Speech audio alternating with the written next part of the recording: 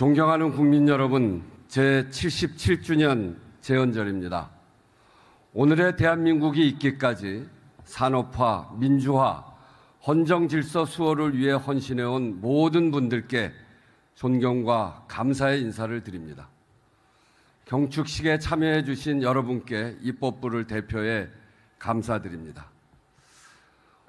어제 저녁부터 비가 많이 옵니다. 큰 피해가 없도록 안전관리에 만전을 기해 주시기 바랍니다. 12.3 비상기험 사태를 겪고 처음 맞는 재헌절입니다. 많은 장면이 떠오릅니다. 국민 여러분들도 그러실 것입니다. 있는 곳은 달라도 우리는 모두 국가적 위기와 불안, 혼란을 함께 겪었습니다. 힘들고 고통스러운 시간이었지만 헌법과 민주주의를 지켰다는 안도감, 우리 국민 스스로 그것을 해냈다는 자부심이 그 시간을 버티게 한 힘이었습니다. 어쩌면 헌법과 국회를 잃을 뻔한 그날, 국회는 국민과 함께 민주주의를 지키는 최전선이었습니다. 국민은 가장 강력한 헌법의 수호자였습니다. 국민이 헌법을 지켜낸 나라 대한민국, 헌법이 국민을 지켜낸 나라 대한민국. 그래서 헌법은 힘이 세고 대한민국은 강합니다. 지난 반년 우리는 헌법의 힘을 실감했습니다. 우리 삶에 미치는 영향이 얼마나 크고 또 구체적인지 깨달았습니다. 헌법은 추상적인 선언이 아니라 위기의 순간에 우리를 지키는 가장 강력한 무기였습니다. 돌아보면 우리 현대사는 헌법 정신을 온전히 구현하기 위한 국민의 참여와 용기로 전진해온 역사입니다. 1960년 4.19에서 2024년 비상기험 사태 극복까지 우리 국민은 권력자의 헌법 훼손에 저항하고 작동하지 않는 헌법에 의문을 제기하며 헌법 정신에 어긋나는 통치행위를 심판함으로써 민주공화국을 발전시켜 왔습니다. 그 치열한 여정이 헌법을 그저 조문이 아니라 권력이 국민을 위해 쓰이게끔 통제하고 시민을 보호하는 규범으로 국민들 마음속 깊숙이 자리 잡게 했습니다. 그날 밤 수많은 국민들이 혹시 모를 위험을 감수하고 국회 앞으로 모인 힘도, 추운 겨울 광장을 지킨 힘도 바로 거기서 나왔습니다. 이렇게 헌법을 지키려는 우리 국민들의 의지에는 사실 오랜 뿌리가 있습니다. 사람이 곧 하늘이라고 한 우리 민주주의의 시작점, 1894년 동학농민혁명, 민주적이고 평화적인 K 집회의 시조, 1898년 만민공동회, 우리에게 국민 주권은 황제가 주권을 포기한 1910년 바로 그날부터 발생했다고 천명한 1917년의 대동단결 선언, 이런 역사가 이어져 1919년 마침내 세계에서 가장 먼저 민주공화제를 명시한 대한민국 임시정부의 임시헌장과 임시헌법이 탄생했습니다. 우리는 국민 주권 정신으로 독립운동을 했고 독립운동은 민주공화국을 건설하고자 했으며 헌법으로 민주주의를 발전시켜 왔습니다. 헌법을 만들고 헌법에 담긴 그 역사와 정신을 지키려는 우리 국민들의 강한 의지와 헌신적인 노력이 이어져 지난 겨울 세계를 놀라게 한 민주주의 회복력을 빛났습니다. 헌법은 우리에게 국민의 상식이고 국민이 지키고 발전시켜온 국민의 것입니다. 그래서 헌법은 힘이 셉니다. 이 자리를 빌어 저는 대한민국 민주주의의 기틀을 세운 재헌 의원들께 특별한 감사와 존경의 마음을 바칩니다. 여러분, 재헌 의원 유족회에 큰 박수 부탁드립니다.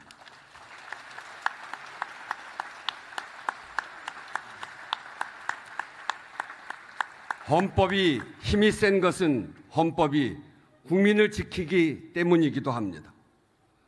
사망한 부모가 진 빚을 모른 채 재산을 상속한 자녀에게 부모의 빚을 갚도록 해온 민법 조항은 헌법이 규정한 개인의 행복 추구권과 재산권을 침해한다는 판단을 받았고 국회에서 개정되었습니다. 억울한 빚의 대물림을 끊어낼 수 있게 되었습니다. 개인의 존엄과 양성평등을 규정한 헌법의 근거에 동성동본 금지 금혼제와 호주제가 폐지되었습니다. 법률혼으로 인정받지 못하던 20만 가구가 구제되었고 다양한 가족 형태를 지원하는 정책의 변화도 시작될 수 있었습니다. 헌법은 또 국가 경쟁력의 토대였습니다. 헌법의 사전 검열 금지 조항을 근거로 영화에 대한 사전 검열이 폐지되자 표현의 자유가 획기적으로 확대되면서 훌륭한 인재와 대형 자본이 한국 영화 산업에 몰려올 수 있었습니다. 오늘날 세계 속의 한류 문화를 만든 동력이 되었습니다. 이처럼 오늘의 대한민국은 헌법을 지키고 헌법이 국민들 삶 속에서 살아있게 하려는 의지가 모여 만들어졌습니다. 존경하는 국민 여러분, 이제 우리 헌법은 한 걸음 더 앞으로 나아가야 합니다. 더 튼튼한 민주주의, 더 나은 국민의 삶을 위하여 시대의 요구에 맞게 헌법을 정비해야 합니다. 재헌헌법 이후 9번의 개헌이 있었습니다. 특정인이 대통령이 되거나 임기를 연장하기 위하여 헌법을 고친 경우가 많았습니다. 일방적으로 추진하거나 국회가 해산된 상황에서였습니다. 4.19 혁명과 60 민주항쟁 이후 국민의 열망이 반영된 개헌도 있었지만 추진 과정을 국민과 함께하지는 못했습니다. 지금까지 국회, 정부, 국민이 함께 만든 개헌은 없었다는 뜻입니다. 이런 역사가 개헌을 당장 내 삶과는 관련이 없는 일로 여겨지게 했습니다. 30년 넘게 논의만 무성하고 번번이 성사에는 실패했던 경험은 개헌은 하기 어려운 일이라는 인식으로 굳어졌습니다. 기회가 있을 때 모든 것을 꺼내놓는 전면적이고 포괄적인 개헌 추진 방식이 이어졌습니다. 그러나 민주주의의 완성이 없듯이 헌법도 한 번의 개헌으로 완성될 수 없습니다. 변화하는 시대적 과제와 국민의 요구를 담아내며 끊임없이 발전시켜 나가야 합니다. 1987년 개헌 이후 38년은 우리나라가 선진국으로 비약적으로 발전을 이룬 시간입니다. 그러나 헌법은 그 엄청난 변화를 전혀 담아내지 못했습니다. 미래의 발전과 변화, 나아가야 할 길도 보여주지 않았습니다. 현행 헌법은 하나씩만 나와도 삼천리가 초만원이라는 구호가 국가 정책인 시대에 만들어졌습니다. 일상 속에 인터넷과 핸드폰도 없었고 자식 세대가 부모 세대보다 잘 살 수 있다고 여겨지던 시절입니다. 우리는 지금 그 시절의 헌법으로 오늘을 살고 미래와 싸우고 있습니다. 상상해 봅시다. 기후위기 시대에 만일 우리 헌법에 기후재난의 위험과 국가와 국민의 관계가 담겨 있다면 폭우, 폭염에 생명을 잃고 안전이 위협받는 비극, 앞날이 막막한 농축산업 현장의 한숨도 줄어들지 않을까 하는 안타까운 상상입니다. 만일 지금 우리 헌법에 인구 소멸과 초고령 사회에 대응하는 국가의 책무가 인공지능과 로봇 기술 시대의 중소상공인 노동권 보호와 기술 혁신의 균형이 담겨져 있다면 어땠을까 하는 상상입니다. 지난 40년 누적된 갈등에 더해 새롭게 닥친 과제 대부분이 잠재적 갈등 요소를 안고 있습니다. 헌법이 갈등을 없앨 수는 없지만 갈등을 예방하고 조정하고 최소화하는 역할은 할 수 있습니다. 국민 각자가 겪는 미래에 대한 불안을 줄이고 공존과 연대의 기반을 닦을 수는 있습니다. 과거의 틀에 묶여있는 넓고 좁은 헌법으로는 어렵습니다. 세상은 하루가 다르게 바뀌고 변화는 시시각각 물밀듯 닥쳐오는데 헌법을 이렇게 계속 제자리에 묶어두는 것은 국가적으로도 불행한 일입니다. 더 늦기 전에 시작해야 합니다. 전면적 개헌보다 단계적이고 연속적인 개헌으로 국회와 정부, 국민이 모두 흔쾌히 동의할 수 있는 최소 수준의 개헌으로 첫 발을 떼는 것이 꼭 필요합니다. 국회와 정부, 국민이 함께 만드는 헌법을 목표로 개헌 시기와 방식, 절차를 검토하겠습니다. 여야 정당, 정부와도 협의하고 국민 여론도 수렴하겠습니다. 여건은 좋습니다. 감사원의 국회의관 등 대통령의 개헌 의지가 확고하고 정당들도 지난 대선에서 모두 개헌을 약속했습니다. 국회의장은 지난 수개월간 자문위원회를 운영하며 언제든 개헌 논의가 시작되면 뒷받침할 준비를 해왔습니다. 국민들 속에서도 비상계엄과 탄핵 국면을 거치며 제도적으로 민주주의의 부족한 부분을 채우고 사회 대개혁의 기반을 만들어야 한다는 요구가 높습니다.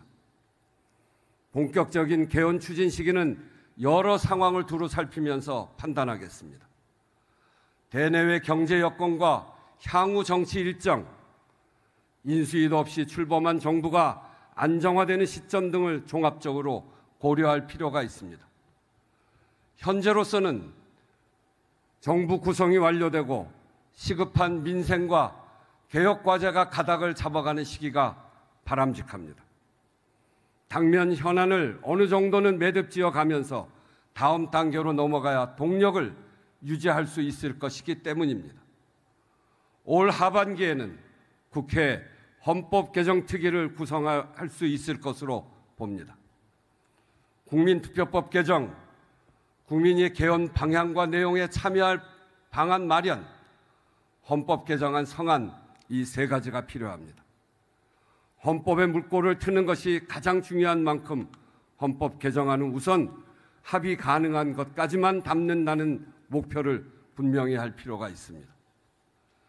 민주주의를 제도적으로 더 튼튼히 만드는 것부터 시작하는 것도 좋겠습니다. 이번 12.3 비상계엄을 거치며 제도의 빈틈을 메워야 한다는 국민적 공감대가 높아졌습니다. 어떤 정권인가에 따라 헌법과 민주주의가 존중되거나 훼손당하는 불안정성을 해소해야 합니다. 합의의 수준도 비교적 높습니다. 예를 들어 5.18 정신 헌법 전문 수록은 여야를 막론하고 공언한 내용입니다.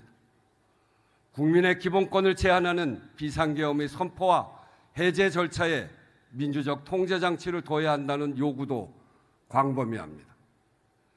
민주주의를 지탱하는 견제와 균형의 원리가 헌법을 통해 제도적으로 작동되게끔 국회의 권한을 강화하는 방안도 상당히 구체적인 수준에서 논의되어 왔습니다. 단 한 가지를 개정하더라도 하지 않는 것보다는 훨씬 좋습니다. 천리길을 시작하는 첫걸음이기도 하거니와 개헌의 성사가 정치의 복원입니다. 개헌이 개혁이고 개헌이 민생입니다. 개헌을 통해서 지속적이고 안정적인 개혁과 민생의 제도적 기반을 만들어 갑시다. 헌정 회장님도 말씀하셨습니다만 제헌절을 공휴일로 재지정하는 일도 서두르자고 제안합니다.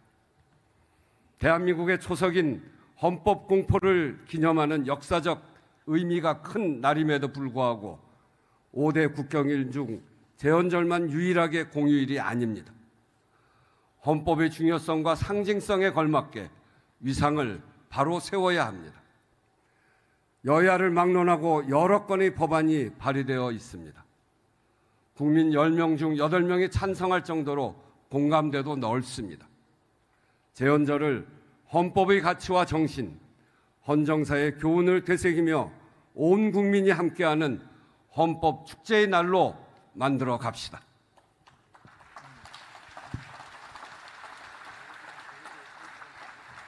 존경하는 국민 여러분, 오늘 국회는 국회가 가장 앞에서 국민을 지키고 민주주의를 더 단단하게 만들어 가겠다는 다짐을 새겨 국회 앞마당에 민주주의 상징석을 세웠습니다. 대한민국의 주권은 국민에게 있고 모든 권력은 국민으로부터 나온다. 대한민국 헌법 제1조 2항입니다. 모든 국민은 인간으로서 존엄과 가치를 가지며 행복을 추구할 권리를 가진다. 국가는 개인이 가지는 불가침의 기본적 인권을 확인하고 이를 보장할 의무를 진다. 대한민국 헌법 제10조입니다. 이 뜻을 온전히 실현하는 것이 더 단단한 민주주의의 길입니다. 국회가 국민과 함께 그 길을 가겠습니다. 고맙습니다.